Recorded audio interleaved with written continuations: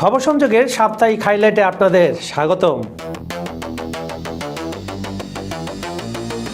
বন্ধুরা, আজকে আমরা তেল নিয়ে কথা বললেও আসলে কিন্তু বলছি না, ম্যাজিকটা সেখানে কিভাবে একটা দেশের তেল ক্ষেত্র হয়ে যায় অন্য দেশের রিমোট কন্ট্রোল। যেমন করে ভেনেজুয়েলার তেল এখন আমেরিকার হাতে, আর ইউরোপ কিনছে রাশিয়ার গ্যাস। কিভাবে এখানে ইউরোপে রাশিয়া ঢুকে গেল, সঙ্গে থাকুন, আমি বলছি। যে টাকায় চলছে ইউক্রেনের যুদ্ধ, শুনতে সিনেমার গল্প মনে হচ্ছে, কিন্তু 2026 সালের এটাই বাস্তবতা। সমস্যাগুলো কিভাবে ধীরে ধীরে ডানা বাঁধে, চলুন শুনে আসি।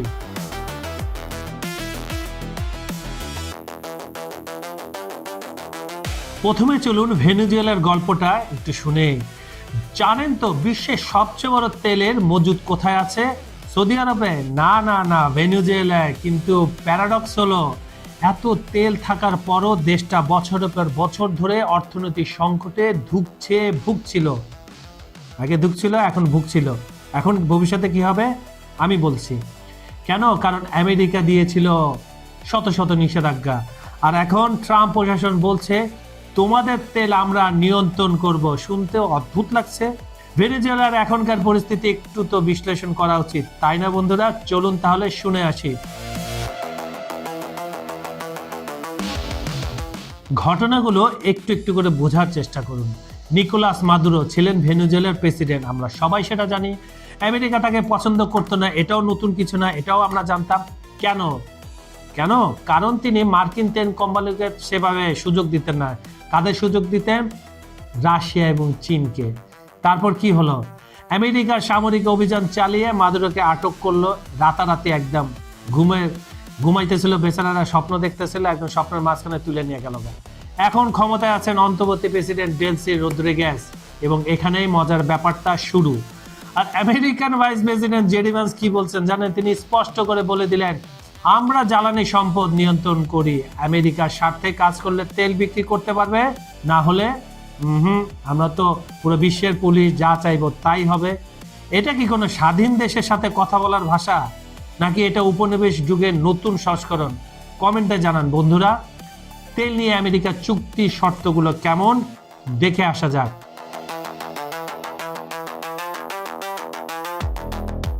এবার দেখুন চুক্তির শর্তগুলো কেমন।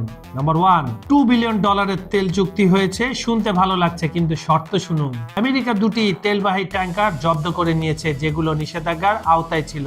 ভবিষ্যতে ভেনেজুয়েলা সব তেল বিক্রি আমেরিকাই পরিচালনা করবে, মানে ভেনেজুয়েলা নিজের তেল নিজে বিক্রি করতে পারবে না। এটা সবচেয়ে মজার ব্যাপার। ভেনেজুয়েলা যে টাকা পাবে, সেই টাকা দিয়ে তাদের শুধু আমেরিকান পণ্য কিনতে হবে।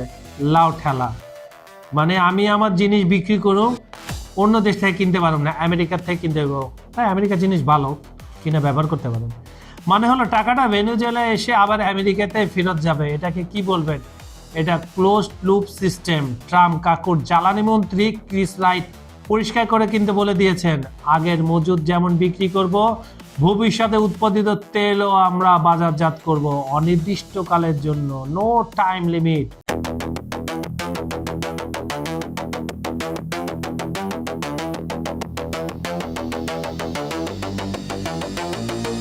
যুক্তরাষ্ট্রের নেভি সিল আর কোস্ট গার্ড রাশিয়ার পতাকাবাহী একটা বিশাল তেলবাহী জাহাজ জব্দ করে নিল। ওরে বাইরে ভাই, এখানে কি কামটা করলো মার্কিন যুক্তরাষ্ট্র? আর এরপরে রাশিয়া যে প্রতিক্রিয়া দিয়েছে, সেটা শুনে অনেকেই মনে প্রশ্ন আসতে পারে, এটা কি তৃতীয় বিশ্বযুদ্ধের সূচনা? তাই বন্ধুরা, আজকের ভিডিওতে আমরা জানবো পুরো ঘটনাটা আসলে কি ঘটেছে, রাশিয়া কেন একটা সাবমেরিন পাঠিয়েছিল, পুতিনের প্রতিক্রিয়া কেমন হচ্ছে, আর সবচেয়ে বড় প্রশ্ন, এটা কি যুদ্ধের দিকে এগিয়ে যাচ্ছে?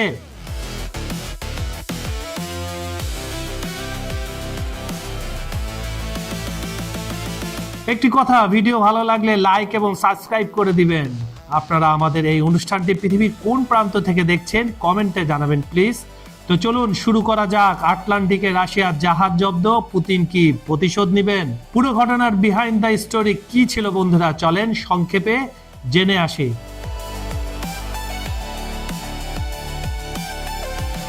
বেলা 1 থেকে মেরিনেরা, একটি পালিয়ে যাওয়া জাহাজের গল্প। আপনারা কি জানতেন না জানলে আমার সাথে জেনে নিন। এই জাহাজের নাম আগে ছিল বেলা ওয়ান। এটা মূলত একটা শ্যাডো ফ্লিট। শ্যাডো ফ্লিট আপনারা তো জানেন শ্যাডো ফ্লিট কি, মানে যেসব জাহাজ গোপনে নিষিদ্ধ তেল পরিবহন করে আর ব্যবহার করে অন্য অন্য দেশের পতাকা। গত বছরের ডিসেম্বরে ভেনেজুয়েলার দিকে যাওয়ার সময় যুক্তরাষ্ট্রের কোস্ট গার্ড এই জাহাজকে থামাতে চেয়েছিল। কোন জাহাজকে? এই বেলা ওয়ানকে। কিন্তু জাহাজের ক্রুরা মার্কিন বাহিনীকে উঠতেই দেয়নি, বলে না তোমরা উঠতে দেব না, তোমরা যাও যাও। এবং তারপর শুরু হয় এক নাটকীয় চেঞ্জ। এই জায়গাটা একটু খেয়াল করেন দর্শকরা, বন্ধুরা যারাই দেখছেন এটা। জাহাজ চালকদের স্মার্ট মুভ, তারা একটা স্মার্ট মুভ দেখা দিল। কি করলো তারা? ভেনেজুয়েলা থেকে পালিয়ে জাহাজটি আটলান্টিকের দিকে চলে গেল একদম ভো করে। আর এই যাত্রাপথে আরো থ্রিল কাজ হলো, আরো অনেকগুলো কাজ করলো তারা। আপনি এগুলো মুভিতে দেখতে থাকবেন। জাহাজের নাম পাল্টে দিল, মেরিনা রেখে দিল। কোথায় আপনার ছিল বেলা ওয়ান, এখন হয়ে গেল কি মেরিনারা। তারপর গায়ে একটা বিশাল রাশিয়ার পতাকা লাগিয়ে দিল। রাশিয়ার নিবন্ধন নিয়ে নেয়, তার মানে মনে হলো যে রাশিয়ার এটা জাহাজ। মানে তারা ভাবলো, সেই ক্রুরা ভাবলো রাশিয়ার পতাকা লাগলে আমেরিকা আর কিছু করতে পারবে না। কিন্তু এরপর ঘটলো আসল ঘটনা, ড্রামাটিক সিজার অপারেশন। গতকাল ভোরে, মানে বুধবার ভোরে, বাংলাদেশ সময় বৃহস্পতিবার, আইসল্যান্ড আর ব্রিটেনের মাঝখানে সমুদ্রে ঘটে যায় সেই ঘটনা, যে ঘটনাটা সবাই ভয় পাচ্ছিল।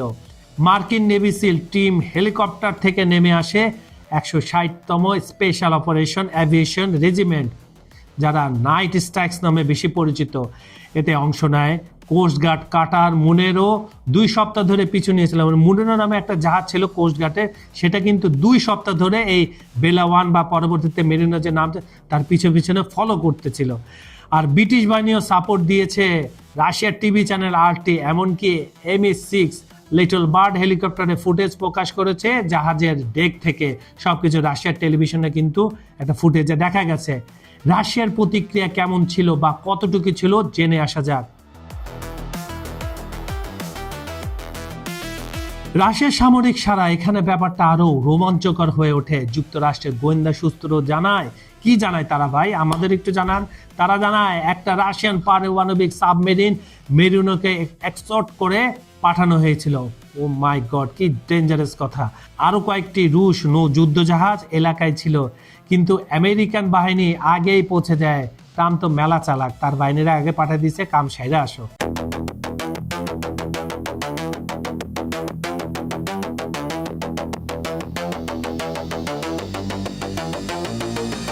ভেনেজুয়েলার তেল ও ট্রাম্পের বড় ঘোষণা। বন্ধুরা, প্রথমেই কথা আসছে ট্রাম্পের চরম হট নিউজ থেকে। ট্রাম্প বলছেন ভেনেজুয়েলা যুক্তরাষ্ট্রকে $2 বিলিয়ন তেল দেবে। কল্পনা করুন, $2 বিলিয়ন, মানে কত তেল। এমনকি ট্রাম্প বলছেন এই তেল বাজার মূল্যে বিক্রি হবে এবং সব টাকা তার নিয়ন্ত্রণে থাকবে। যার মানে হলো ভেনেজুয়েলার তেল কিন্তু এখনও US সেন্ট্রিক। এখন একটি জিনিস চোখে পড়ে, এই তেল চীনের জন্য বরাদ্দ ছিল। আর ট্রাম্প যদি এই তেল আমদানি করে, চীনের জন্য সরবরাহ কমে যেতে পারে, অর্থাৎ চীনের মাথা খারাপ হয়ে যাবে। তবে বাস্তবতা, ভেনেজুয়েলা এই চুক্তি নিয়ে এখনও চুপ। সরকার বা রাষ্ট্রায়ত্ত তেল কোম্পানি PDVSA কোনো মন্তব্য দেননি।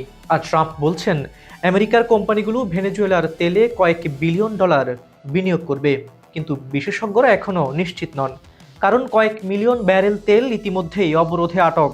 তাহলে ভবিষ্যতে কি হবে? তেলের জাহাজগুলো যুক্তরাষ্ট্রের দিকে চলেছে, PDVSA ব্যাংক ফ্রিজড, আর ট্রাম্প সব টাকা নিজের হাতে রাখতে চায়। এটি কি নিখুঁত রাজনীতি নাকি বড় কোনো পাজল গেম? সময় তা বলে দেবে।